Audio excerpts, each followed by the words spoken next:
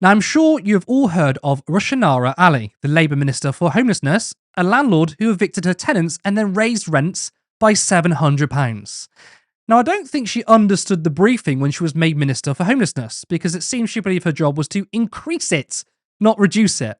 She has since resigned. In a letter to the Prime Minister on Thursday, she said she was resigning with a heavy heart and that her position had become a distraction to the government. Sir Keir promised he would lead a government of service after winning last year's election, but his ministers have since become embroiled in a series of scandals. Now, speaking of scandals, this isn't the first time we've had a Starmer-led Labour Party being a home for slum landlords.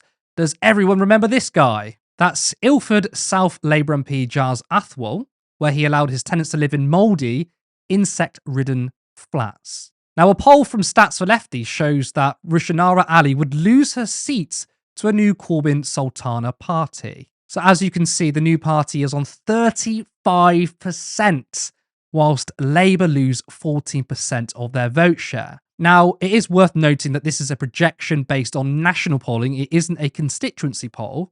Not that it means Labour face no threats from a new left party. Now, there are currently 76 MPs in the Commons who are landlords. This includes Green Party co-leader Adrian Ramsey and 2 MPs from the Independent Alliance, Shocker Adam and Ayub Khan. Now, Adrian Ramsey took to Twitter to explain his situation. I co-own a property with my ex-wife, which we used to live in. I don't make a profit from it as I've kept the rent below market rates.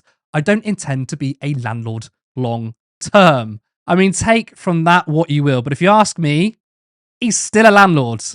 And look, it is wild that we have sitting MPs who clearly have a conflict of interest when it comes to representing their constituency. We have to ban MPs from becoming landlords.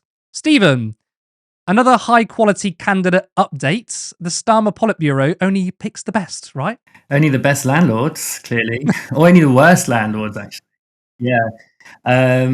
Yeah, look, it's absolutely no surprise. All these cutout men and women, these paper cutouts, these cardboard folk that populate the front benches and quite a lot of the back benches now.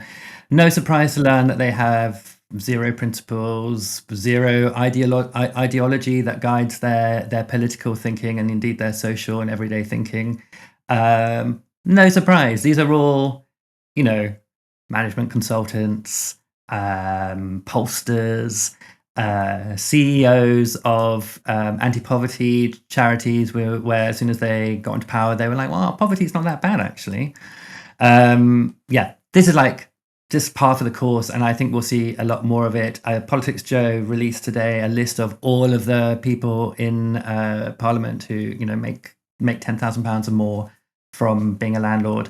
Plenty of Labour MPs on there. But also, as you said, Adrian Ramsey, Green co-leader. It doesn't really surprise me that much that, he's also like, now he's one of these people who's like, I just accidentally found myself with a second house. How did that happen? My wife and I used to live in it. Now we don't because we bought another house, and it's suddenly empty. But that doesn't make me a bad guy. No, of course it does. Someone is paying off your mortgage, presumably. Someone is, and if you don't have a mortgage, they're paying you an income, even if it's below market rate. So yes, you are a landlord, Adrian. But Shokat and Ayub, you had better sort this out, though. There's this is not a good look. I'm expecting these two, along with the other independents, to be figures in the New Left Party when that comes along.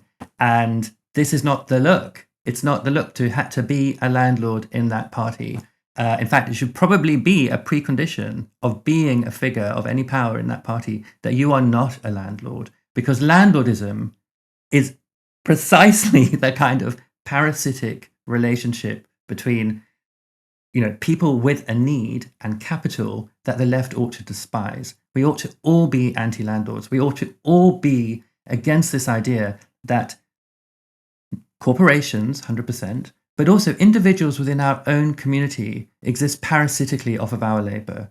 That individuals who live around us, who are, like us, live parasitically off our sweat, I don't sweat that much, but I do a lot of intellectual labor, and I get tired. It's tiring too. Our exhaustion, our having to work there is this parasitic relationship. And the idea that that parasitic relationship exists with our elected officials in Parliament, you cannot represent the people if you depend for your income on their exploitation. So there should be no landlords in Parliament at all. Certainly, there should be no landlords in any kind of New Left Party. That has got to be ruled out from the get-go. Yeah, 100%. I really get sick when we hear people, and I'm talking about Adrian here, but many people say, "Oh, well, I'm renting it out below market value," and you think, okay, that's well done. But the thing is, though, you can sell on that asset and make a profit. You still got people who, for them, they're paying more for their value because you're paying for the mortgage and whatever the costs are on top of it, right? You've got a second home, but again, assets, particularly housing, are going to appreciate in value. You're going to make money off of it. And we really, really need to change society where wealth should come from producing a social value rather than speculation and asset hoarding. I mean, look, I'm a Marxist, so I hate landlords, right? But even if you're, I don't know, an Adam Smith kind of guy, the father of modern capitalism, he hated landlords because he understood the parasitic nature of landlordism. And I mean, Navarra yourselves, I think you wrote a story, I think it was Harriet Williamson, about the biggest commercial business in the country now is commercial landlords.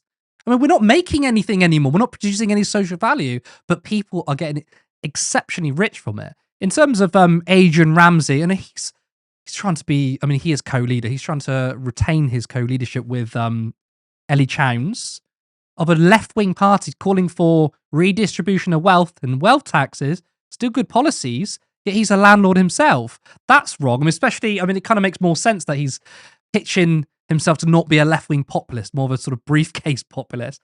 Then you've got Shocker Adam and Ayub Khan, people who are going to be probably in this independent, also this new left-wing party, who are landlords. Not just that, we've had members of the Independent Alliance vote against VAT on private schools. That is a slight worry for me. If we're going to need a new left-wing party, it can't be a centre-left milquetoast stuff. It truly needs to be radical, and certainly no landlords in it. So, I mean, is that a bit of a concern for you that we've got members on the left who are landlords? Yeah, as I said, I think it just can't be allowed. I think, and I just want to explain it because you said something that I think I would like to say something stronger than. You said, it's about production of social value.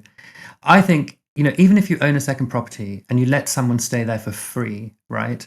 You are producing a social value. You're giving someone a home. Maybe Adrian will make the argument that he is producing social value because he's giving someone a home at less than what they'd have to pay on the market. But I don't think that's good enough because I think actually the real problem is the parasitic relationship.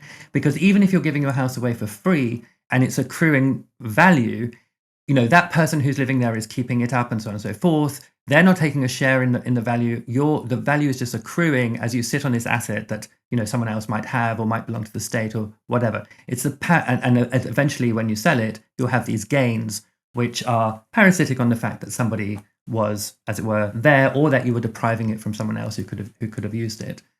So I think like the social value, production of social value is not a strong enough argument for me. I think it's the parasitic relationship that's the issue. On things like private schools, I mean, I think that the New Left Party, if it's going to work and if it's going to be effective electorally, I think it will be effective locally in lots of interesting ways.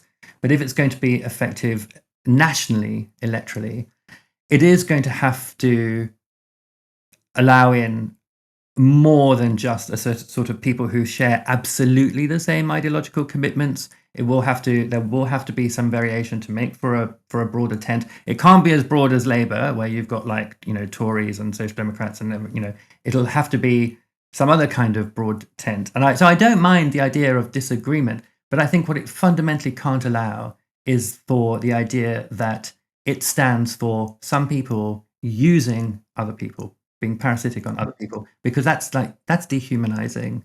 That sort of turns people into objects rather than people.